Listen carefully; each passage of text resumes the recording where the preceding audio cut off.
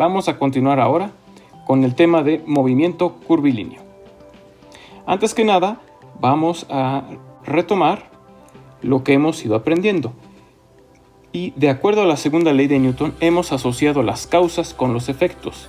Como causas hemos considerado a las fuerzas y como efectos a las aceleraciones. Para el movimiento curvilíneo vamos a distinguir dos tipos de aceleraciones.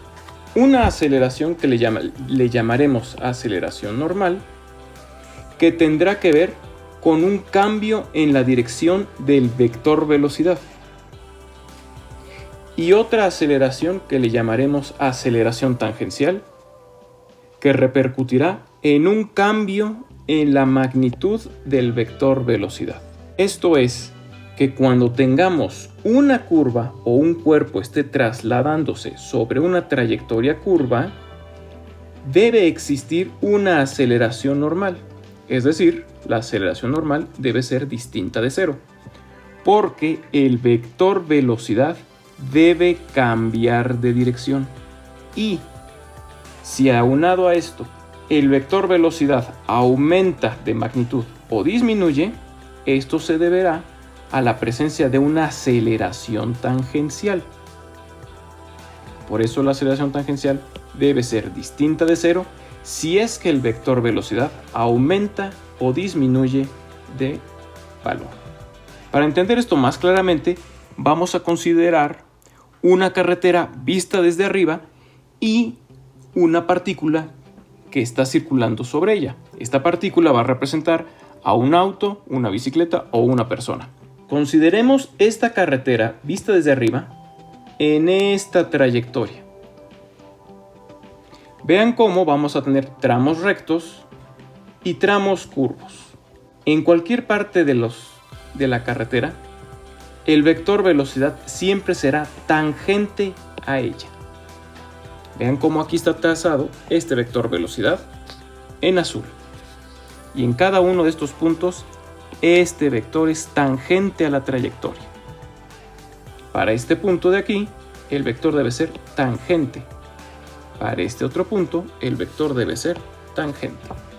Y así sucesivamente. Vamos a analizar un tramo de la carretera. El tramo recto. Si el vector velocidad V1, que está aquí, no cambia de dirección, dado que esto es un tramo recto, quiere decir que la aceleración normal aquí no existe y tendrá un valor de cero. Sin embargo, si el vector velocidad cambia de magnitud, es decir, que después sea más pequeño, porque se trata de un vehículo que va a ingresar a una curva y está bajando la velocidad, entonces quiere decir que sí existe una aceleración tangencial, que en este caso será negativa, para reducir el módulo del vector velocidad. Una vez entrando a la trayectoria curva, el vector velocidad tiene en este punto este vector asociado, un vector tangente al punto. Y en este otro punto tendrá asociado este otro vector. Aunque ambos vectores son de la misma magnitud, del mismo módulo, tienen distinta dirección.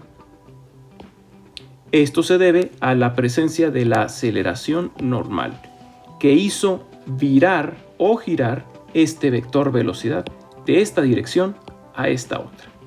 Para este otro tramo, que es un tramo recto, sabemos que el vector velocidad no puede cambiar de dirección. Esto implica que en este tramo la aceleración normal valdrá cero. El vehículo o la partícula ingresa a esta curva. Vemos cómo en esta curva el vector velocidad cambia de dirección, de esta a esta otra. Para que el vector velocidad cambie de dirección, necesariamente debe existir la aceleración normal.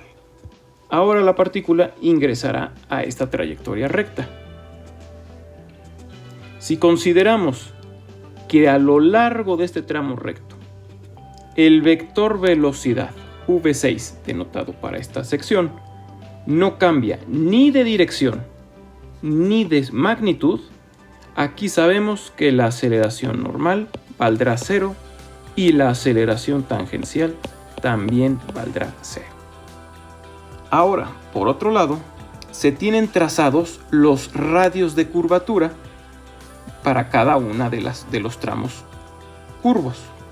Para esta curva que está aquí, la curva comienza aquí y termina acá, vamos a trazar el radio de curvatura que lo vamos a denotar con la letra griega ρ.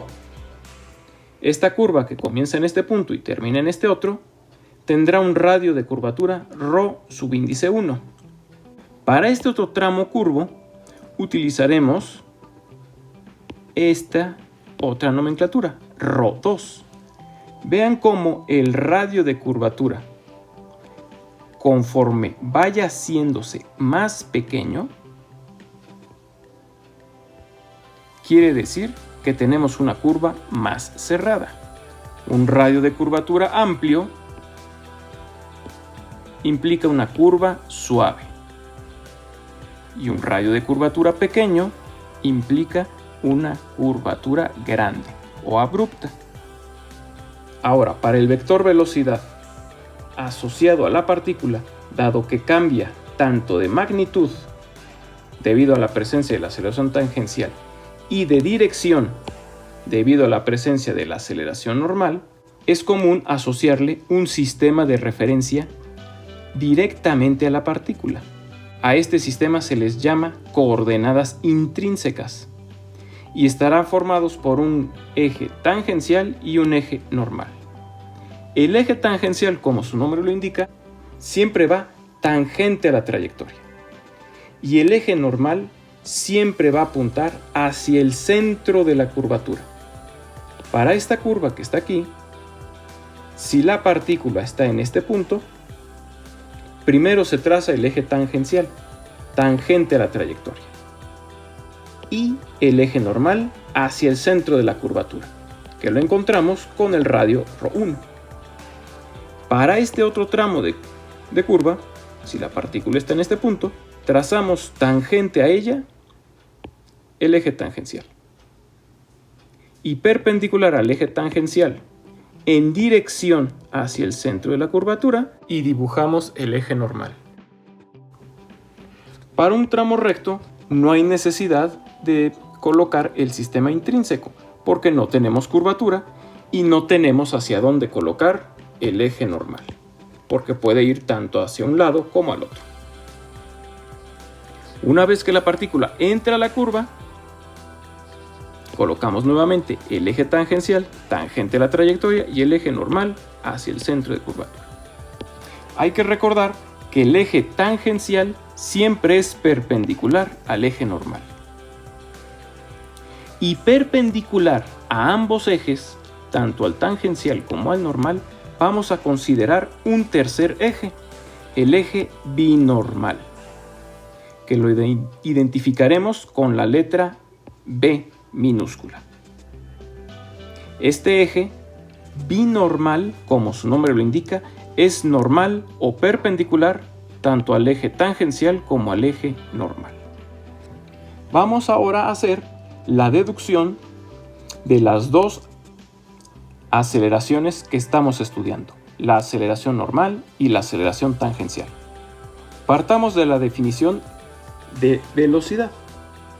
El vector velocidad se puede escribir como un módulo, es decir, la rapidez, que multiplica un vector unitario e tangente a la trayectoria.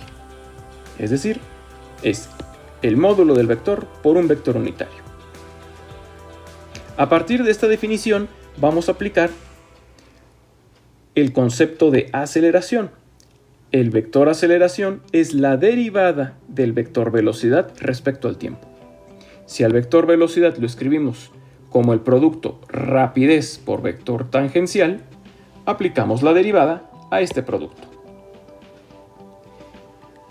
Dado que el vector velocidad tiene dos características, magnitud y dirección, y ambas características varían respecto al tiempo, para calcular esta derivada debemos emplear la regla del producto. El primero por la derivada del segundo, que es lo que hacemos aquí, más la derivada del primero, la derivada de la rapidez respecto al tiempo, por el segundo, el vector tangencial.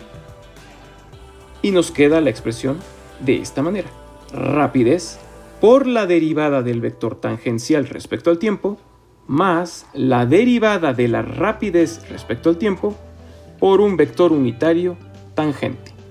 Ahora analizamos cada uno de estos términos. La derivada de un vector unitario tangente respecto al tiempo es igual a un vector normal multiplicado por la rapidez y dividido por el radio de curvatura.